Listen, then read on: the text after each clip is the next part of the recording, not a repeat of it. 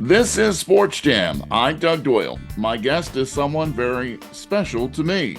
He's the multi-talented play-by-play announcer for the New York Red Bulls radio network and Monmouth University's digital network, Matt Harmon. Matt, great to have you on the show. Doug, appreciate it. It's been a long road from when we first started together, right? I was just actually talking about you not too long ago, thinking back, maybe 30 years, almost 30 years, and I was your statistician spotter at a high school football game, and that's kind of what got me started in the industry. Yeah, I remember it quite well because before we get into your wonderful career, your late father, Art Harmon, hired me as a ninth grade basketball coach when he was the athletic director at Rumson Fairhaven High School. And he was a great guy and so passionate about his job and sports and family. And he told me at the time that he had a son who was interested in broadcasting. And that son was you. Crazy how that came together, right? My dad unfortunately passed away in 2009, but the number of people that he either helped me get associated with somebody like yourself, or the people that still to this day, now almost 15 years later, that still walk up and say, "Hey, I remember when your dad told me this, that, or whatever else." He left quite a mark on people, and it's something to this day that I'm still really proud of, to be able to say I'm his son. And it's crazy sometimes. And I say this in my classes as a faculty member in Monmouth. Your network is only as big as sometimes, you want it to be. And sometimes it's just by luck. I mean, had he not hired you as a basketball coach, I probably would have never had the opportunity that I did when I was in college. And, now I graduated Monmouth in 1996. So again, almost 30 years of kind of working in the industry and being in the business. I'm quite lucky. And as you said, oddly enough, I can go back to, I'm sure my dad somewhere up there is saying, "See, I'm still helping you out." And that's kind of how it all started. Very special guy. He also created a legacy. You've been a lifeguard and for many years, and he got you involved in that as well, right? Yeah, just this past summer of 23, I finished my 35th year on the beach. So this one will be 36 coming up. My brother and I both worked down in Seagard. He's got me by a few years, just by the basis of being older. Fortunate for the last couple of years I have three great kids, but my middle guy, Cooper, is the one who's most involved on the beach. He'll be starting his third year there. And obviously it's super special. I'm hoping that my younger guy, Luke, who will be able to work on the beach in a couple of years, will also join us down there. But it's amazing to be able to go down and know how important that's been to the Harmon family overall, from my dad to my brother to me, my nephew, who's my brother's son, same age as my 18-year-old Cooper. He works down there as well. So we have quite the little family gathering that we've got going on down in Seagirt right now. A tremendous legacy. And for those who haven't ever watched a lifeguard competition to know how really talented and physical they are, you have to catch one of those events to appreciate. Sometimes when we think of lifeguards, we think of just the person who's sitting up on a chair looking at people, but that's not what it's all about when it comes to what Matt and the Harmons have been doing for years. You take great pride in that, don't you? No doubt, Doug. Again, just from a family legacy standpoint, and I think the lifeguard industry, dare I say, or use that term, it's something that a lot of people misunderstand, because they'll think of, "Oh, I watched Baywatch last week," and this is what was going on the show. I'll give you a real recent example. This past weekend, a documentary that I was, I'll say, fortunate enough, because of the outcome of it, fortunate enough to kind of be involved with, from being interviewed on, go back to July 4th weekend, 2021. Just prior to work, we had a CPR call and an unconscious person that had washed up on the beach. Turned out it was a full-blown cardiac drowning situation that we were able to save the person. And why I say just this past weekend, we were fortunate enough to have a company come in and put together a short documentary on it, which won in the Garden State Film Festival. I think the category was Best Homegrown Documentary. It's something that's called This Is Why We Train, and it's something that we'll use down in Seagirt for training purposes. And I know some of the other organizations, not just in the state, but even My brother's who a little bit more active in the national organization. It's been shown at some of the national meetings, and it's about a 20-minute documentary. I don't know that it's publicly out for everyone yet, but probably will be soon. I know they've been trying to wait to get it through some of these film festivals, but it won in its category, and it is a grim reminder of just how serious the job can be. I actually rewatched it just yesterday. And, things like that, you never quite know when the job is all of a sudden going to become, hey, I get to hang out on the beach, to something really serious. Listen, I'm not going to lie to you and say there's not a ton of fun parts to it, to the job as well. But when it gets serious, it becomes just what that is. It becomes really serious. And thus the need to always keep in shape. And if Matt and I have any big differences, that's it, because he's always in great shape. And well, you can see what I look like.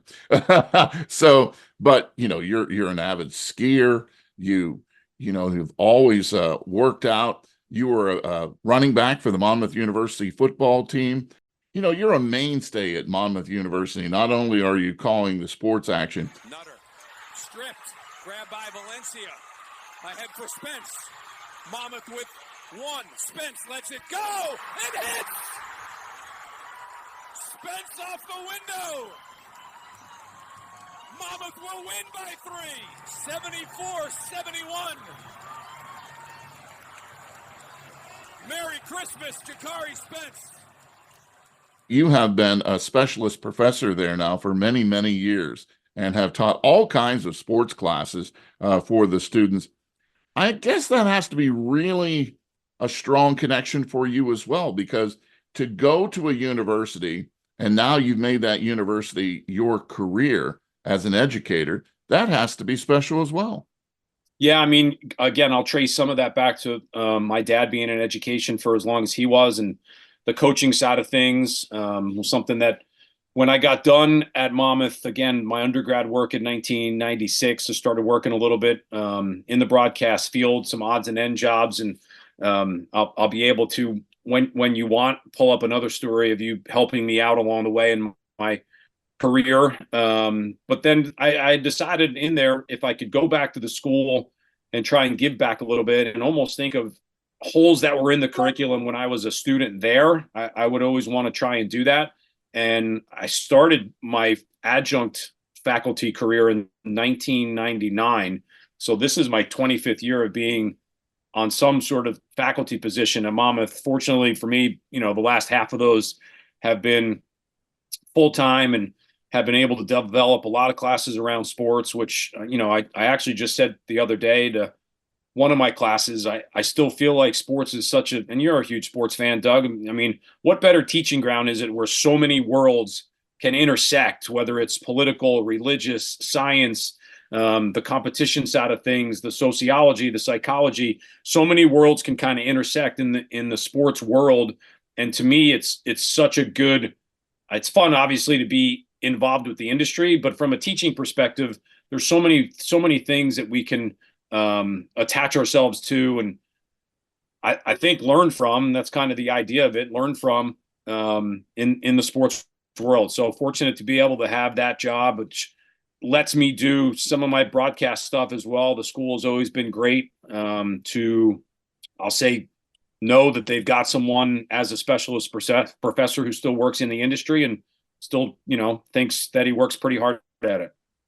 And works well. New Jersey Sportscaster of the Year several times, and has continued to just grow and grow as a major play-by-play announcer. 10th season with the Red Bulls. Good tackle, Kyle Duncan off of Campana. Van Zer breaking forward. Noah Allen, last man back. Van Zer has Morgan, played across. Let's make it 3 for Morgan. Lewis Morgan, have a day.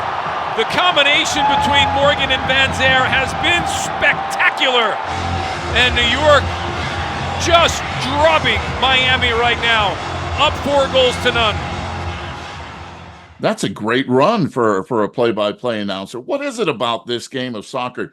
You played it, you coached it in the high school level as well.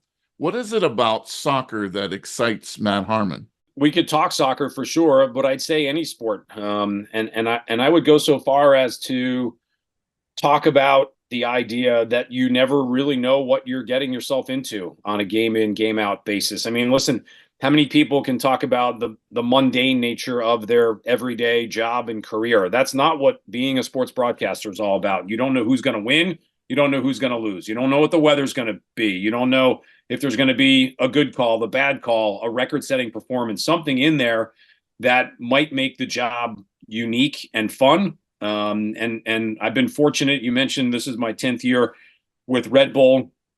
That, quite honestly, Doug, has been almost a saving grace for me. I was really fortunate in 2015 to get hooked up with the right people, and sometimes luck is, I'll say, on your side. And that particular year, it was. I was one of a couple of guys that got hired, and at the end of the year, the decision was made to just kind of go to one of us, and that was me. I have a great group around me. Now that group has changed in the nature of sports. Some people come, some people go. I've had the opportunity to work with the same guy, former player Steve Jolly. We've been together for 10 years as the radio crew.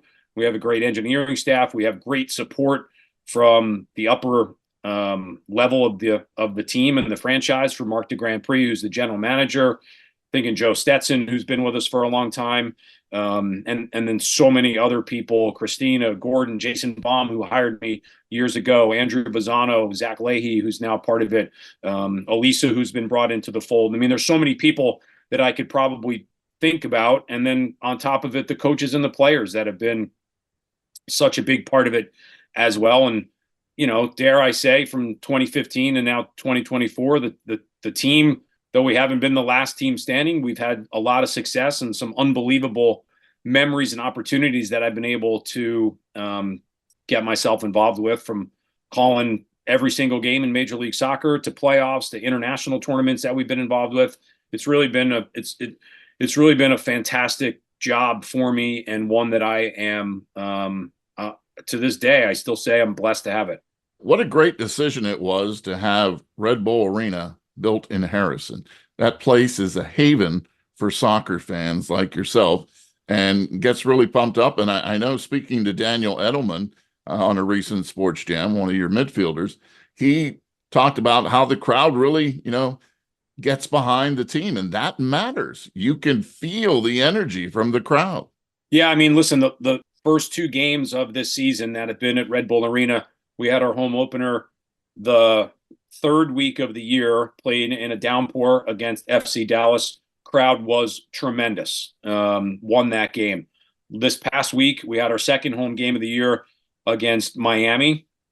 That was the game everyone had talked about, because Miami has Leo Messi, who was out of the game with injury, and it coincided with an international break. So both teams were missing some pretty key pieces. You know, if Miami has Messi, Red Bull in the offseason signing Emil Forsberg to come in, and it was supposed to be this unbelievable showdown. Both guys were either A, injured, or B, on international break.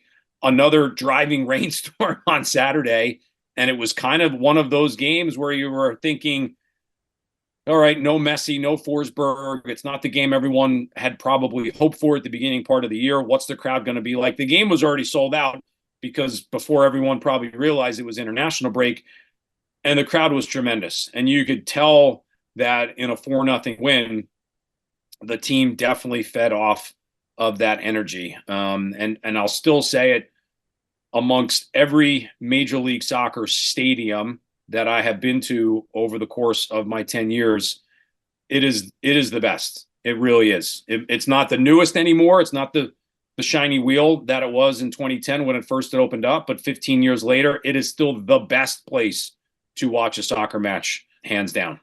How about Messi, though? He has really changed how people look at MLS, right? Coming to Inter Miami, that has really injected some major interest in this league, and shows that MLS is in good shape. Yeah, I mean, listen, you can point to a couple of key moments in the history of Major League Soccer. One, you could start with when the World Cup was here all the way back in 1994. That was predicated on the United States bringing back a professional league. Go back to the the days of the NASL, most people would say, oh, the Cosmos, which had Pele and Beckenbauer and all those guys, and they were so great through the 70s. Then that league went away, mid-80s, and there was no professional soccer league really to speak of up until 1996 when Major League Soccer came through. Some bumps and bruises clearly along the way. And in there, you see a David Beckham come into the league and kind of restart the early part of the league. Expansion takes place over the course of the last 10 years. Several teams come into the league. And this latest one with Messi, I mean, it's hard to argue that if he's not the greatest player to ever play, you'd have to probably find a really good argument to say that he's not. And the interest in the league probably is at an all-time high. They're going to welcome in San Diego as the 30th team in Major League Soccer next year. I don't know if they're going to stop at 30 or keep going, but there continues to be a high level. And listen, we saw it up close and personal back in 2023 when Miami came to New Jersey and played Red Bull in what was his first game in the regular season for MLS. And it was a spectacle. I mean, not only did he put on a good show, and he's done so pretty much every time he's put his cleats on, it was an amazing thing to kind of be a part of. Unfortunately, on that day, Miami got the better of Red Bull, but to be able to, from a personal aspect, say, "Oh, I call the game of Leo Messi," is something that is a nice little feather in a broadcaster's cap. Alba, an unbelievable touch. Messi inside the 18. Slipping Kramaski. Back across for Messi, who finishes it off. Miami goes up 2-0. Tic-tac-toe started with a wild touch from Jordi Alba to keep it in. Miami opening Red Bull up, and the second goal of the game will come for the world's greatest player. An exciting time for soccer in New Jersey and New York. When you think about Gotham FC on the women's side winning the championship, and now, Red Bull's off to a great start this season at 10 points out of, just a few games. So it just shows that not only is the league committed to continuing to grow, but our area teams, Gotham FC has gone all in to get all kinds of wonderful players this year, even after winning the championship. What is it about New Jersey and soccer? It seems to be, in the Ironbound, it's always been big, right? In Newark, soccer. But soccer overall in the Garden State has seemed to really just grow and grow. Well, I mean, listen, take some of the statistics out of it. You can always argue that it's the most popular sport in the world. And here in the United States, there have always been, I'd say, pockets of the game really being important. And where Red Bull Arena is in Harrison, you talk about the Ironbound in Newark, go a little bit further outside of the area and say Kearney, which is referred to as Soccer Town, USA. I mean, that pipeline of talent in that area has been spectacular. So many names have been attached to that area. And then it's obviously expanded out a little bit into the entirety of New Jersey, which continues. And I would go so far, Doug, as to say, when you look at the next kind of upcoming classes of really talented soccer players, the Red Bull Academy is always at the top of Major League Soccer. Dare I say, the Philadelphia Union usually at the top of academy players, and they pull obviously from the kind of that South Jersey area. So the metro area in and of itself has always done so well from a talent perspective. I saw it here growing up. I'm born and raised in Wall, New Jersey, and for many years in the 80s growing up, Wall had this unbelievable team that people would flock to. I mean, you'd see thousands of people at a high school soccer game. You don't really see that today anymore at that level, unless it's just maybe a state championship thing. But a regular season game, you get 1,000 people to come and watch some of these teams back in the 80s that Wall would have. And I just think for whatever the reason, it's been a sport that has always been popular in this state. And I don't really see a reason that won't continue. You've worked with one of the legends of this state, and so have I. We've both done play-by-play with the legendary Kevin Williams by our side. Kevin Williams recently retired from WOBM after a brilliant 4-decade career. But you had the pleasure, and so did I, of working right next to this guy who knew everyone when it came to Ocean and Monmouth County sports. What an icon he is. And how much have you learned through the years from Kevin Williams? Oh, Doug, I mean, I would call you Wally Pipp if I'm Lou Gehrig, right? Because you left and I was able to step into your shoes, and be able to work with Kevin for the better part of 20 years. And I mean, listen, I think the nice thing between all of us is it wasn't ever going to work, right? I mean, clearly you were there to do a job, but it was more about you got to spend a couple hours with Doug Doyle. You got to spend a couple hours with Kevin Williams. Not only were the broadcasts always good, of which I felt like they were, it was more about the friendship that developed out of it. And I feel like I've been able to do that with people at Monmouth. I've been able to do it at Red Bull as well. And I mean, listen, you've been in it for a long time. And the one thing that would be something I would say I learned from Kevin was try to balance it all out. I mean, I'm listening downstairs. I can hear my kids getting ready for their afternoon stuff. I have a wonderful wife, my wife, Megan, who is supportive of everything that I do from a travel perspective and a work perspective. And sometimes it's a lot, it's a lot for people to deal with in their everyday life. But between Kevin, I mean, that's how I grew up. Like I obviously had people that I would listen to on the radio and TV, but from a personal standpoint, I would say from the two of you both, and I put the two of you in the same sentence. I know you probably want to focus more on Kevin, which I can appreciate, but the two of you are A and B in terms of people that helped me develop, not just as a broadcaster, but as a person.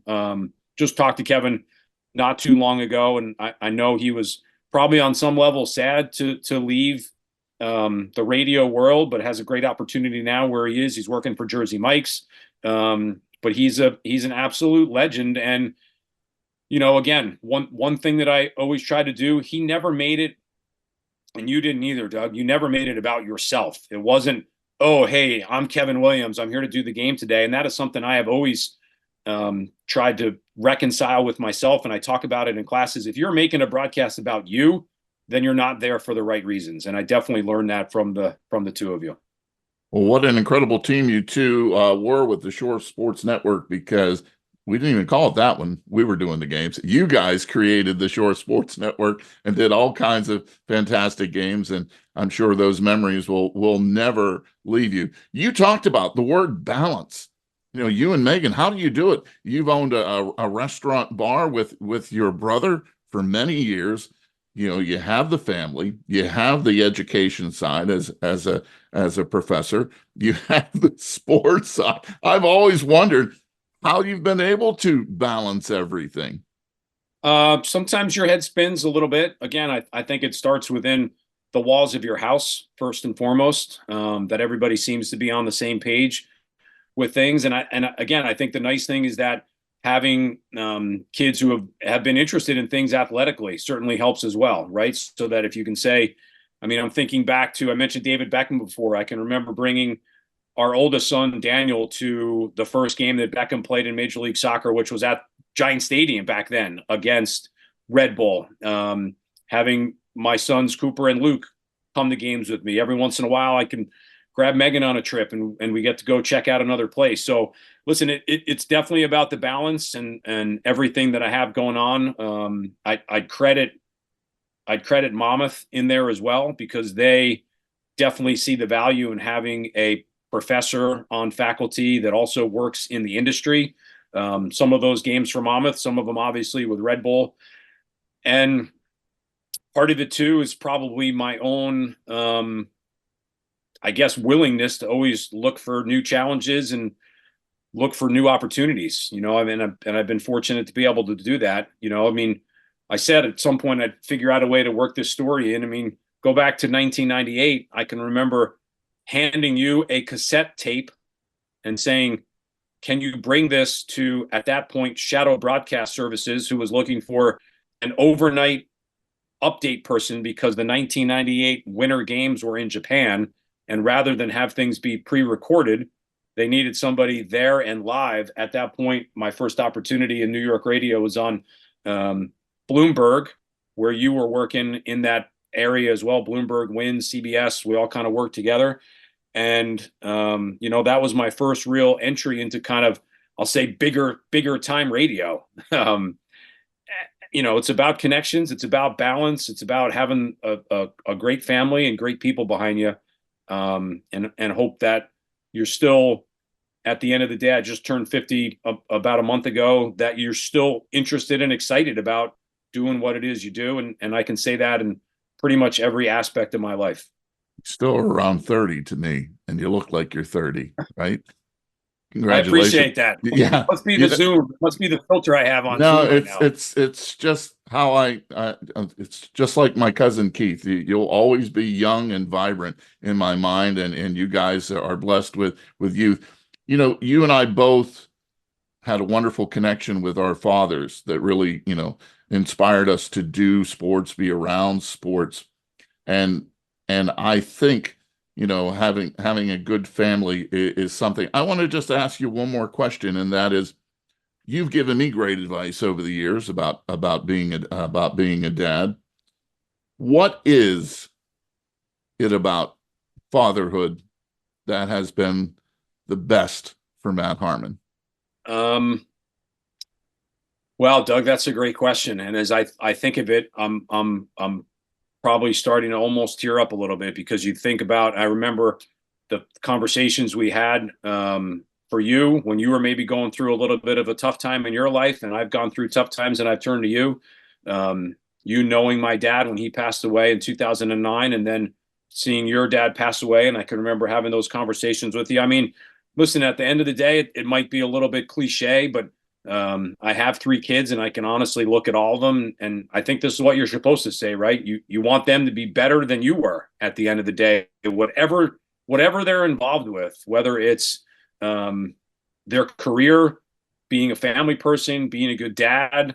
You hope that they are better than you are, and it's not a win-loss. It's just, hey, can you learn from maybe the lessons that I've tried to teach you? And oftentimes I reflect on things that my dad did right, and sometimes that my dad did wrong. And I can think, how has that shaped me into the person I am today? And I hope my kids will be able to do that down the line. So probably a roundabout way of saying there's nothing better than being a dad. And I'm blessed with great kids. One of them's already out of school and has graduated. One of them will start school next year at Springfield College in Massachusetts, my son Cooper, where ironically enough, my dad went to and played soccer back in the 60s. Cooper's going to follow his footsteps there. And then I've got one more, my son Luke, and he's going to start high school next year, which seems crazy to me as well. And I think all of them are basically just starting to tap into their potential of who they will be as they become teenagers to young men to ultimately, full grown men, and hopefully are happy with what they do with their life as they move forward. Well said. You will see him either at Red Bull Arena in Harrison. You might see him in the classroom at Monmouth University. You might see him on the beach at the Jersey Shore saving lives. He's Matt Harmon, and he has been a dear friend for many years, and it has been such a pleasure to have you on Sports Jam. Doug, I'm impressed with the jerseys behind you. I do wonder if you had like a different sports person on. Do you have jerseys to go across the back? If I was more basketball related, are you going to throw up a Bill Russell, Wilt Chamberlain combination? I usually have people that have been on the show, right? So I try to get as many jerseys of the performers that have been on the show. So yes, I changed my jerseys quite a bit. When can we talk hockey, by the way? Let's go Rangers. Hey, I think they might win the cup. No, don't say that right now. Say it in June. Don't say it in April. I don't want to talk about it until it actually happens. You have a terrific team this year, so we'll see if it all works out. I hope you and Ken Downey Jr. get to celebrate. My 2 New York Ranger fans, I hope you guys are celebrating at the end of the year, because my Pens are already out. So got to root for somebody Doug, thanks else. for having me on the show. I'm such a huge fan of everything that you still do, and you talk about Kevin, who's our connection, being a Hall of Famer. You're right there as well. You are one of the very best to have ever done it in this area. Thanks, Matt. Continued success.